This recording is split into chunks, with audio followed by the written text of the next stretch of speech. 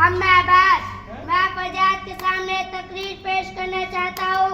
मेरी तकरीर का उन्वान है इस्लाम के साथ और मुसलमानों को मुश्किलात। जो 5 आदमी पहले मुसलमान हुए उन्होंने सोचा इस्लाम अल्लाह की नियामत है, उस नियामत को दूसरों तक पहुँचाना चाहिए। खासकर हज़रत अबू बकर सिद्दीक ने इस्लाम फैलाने की कोशिश की। उनकी कोशिश से हज़रत उस्मान, हज़रत अब्दुर्रहमान बिन औफ, साद, अबी वक़ास, जुबैर और तला वगैरह मुसलमान हुए। 3 वर्ष के बाद हमारे हज़रत को अल्लाह की तरफ से साफ हुक्म मिला कि सबसे पहले अपने रिश्तेदारों और उनके क़राबतमंदों को और उनके बुरे तरीकों से और उनको अल्लाह का अज़ाब और उनको अल्लाह की पकड़ से डराए। आपने काम बड़ी मुस्तैदी से शुरू कर दिया। जो इंसाफ और समझदार लोग थे वो आपकी बातों को मानने लगे। जो जिद्दी और हरदर्म थे बड़ा हुक्म मानते।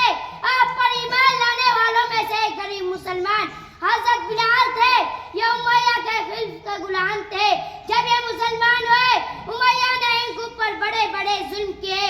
दोपहर के वक्त जब धूप तेजी से हो जाती उनको गम गम बाहों पर लिटा दिया जाए ताकि उनकी गम बाहों पर लिटा दिया जाए, गरम बालू पर लिटा दिया जाए और ऊपर से भारी पत्थर उनके सीने पर लग दिया जाए ताकि हिल न सके। और कहता या तो मोहम्मद के दीन से इनकार करो या ऐसे ही चलते चलते मर जाओ। मगर हज़रत बिलाल अपने दीन पर ऐसे पक्के जमे रहे, इस्लाम छोड़ने पर अंधा न हुए, सब कुछ बर्दाश्त करते रहे। हज़रत खब्बाब एक साहबी हैं, जब वे मुसलमान हुए उनको आग के अंगार पर नंगी पीठ करके लिटा दिया जाए। उनकी पीठ कमर तक जल गई थी। लुबीना हज़रत उमर के खानदान की एक लौंडी थी।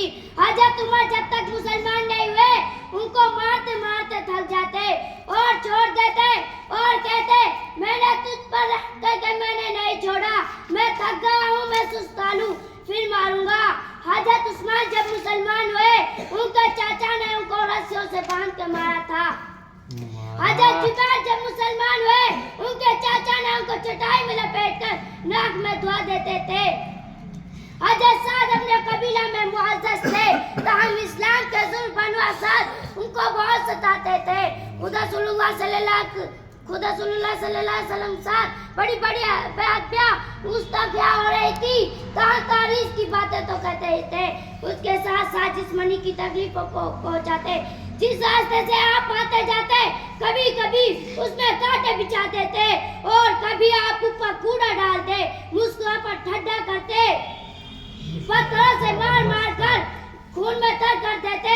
लेकिन उन सब सख्तियों के बावजूद आपको आहिस्ता आहिस्ता कहकर इस्लाम फैलता ही रहा। हज़रत के नबी होने के 6ठे वर्ष हज़रत हमजा भी मुसलमान हुए और उनका कुछ दिनों के बाद हज़रत उमर भी इस्लाम लाने का वाक़या भी अजीब है। वो समझे कि उसकी जड़ बस मोहम्मद सल्लल्लाहु अलैहि वसल्लम है। ये खात्मा हो जाए तो ये झगड़ा ही मिट जाएगा। बस तौबा तलवार लेकर निकल पड़े। रास्ते में एक मुसलमान मिल गए। उन्होंने पूछा ए उमर कहाँ जा रहे हो? उमर ने अपना इरादा जाहिर कर दिया। उनका तेवर देखकर वह मुसलमान खुद घबराए। उनका रुख फेरने के लिए उसे कहा ए उमर पहले अपने घर की तो खबर लो। तुम्हारी बहन फातिमा और तुम्हारी बहन शहीद भी मुसलमान हो गए हैं। उसको उस बात की खबर न थी। सुनते ही और गुस्सा बढ़ गया। बहनिया की घर की तरफ पलट गए। वहाँ पहुंचकर कुरान पढ़ रही थी। उमर के हाथ पाकर चुप हो गई। उमर के कानों में आवाज पहुंच चुकी थी। बोले क्या कर रही? वो बोली कुछ नहीं।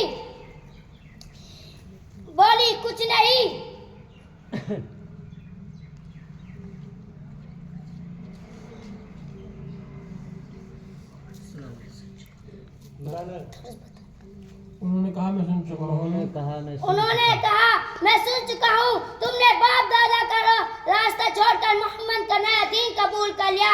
ये कहकर पहले अपने बहनों से भिड़ गए। वो बेचारी अपने शौहर को बचाने आई। बेचारी उनको भी मार गिराया। पर तर जल के बोली हाय उमर सुन लो, हम मुसलमान हो गए हैं, जो बनाए कर लो, अब इस्लाम हमारे दिल से नहीं निकल सकता। फातिमा के उन अल्फाजों ने उमर के दिल पर कुछ अजीब असर किया। बहन को नरम पड़ गया, दिल नरम पड़ गया। बोले अच्छा कलाम तो सुनो जो तुम पढ़ रही थी। फातिमा ने चंद आयत लाकर इनके सामने रख दी। पढ़ते ही दिल बेकरार हो गया। हजरत के पता लगाने में उसकी खिदमत में पहुंच गए। अस्सलाम वालेकुम।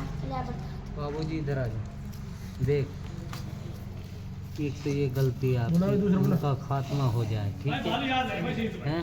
घर की तरफ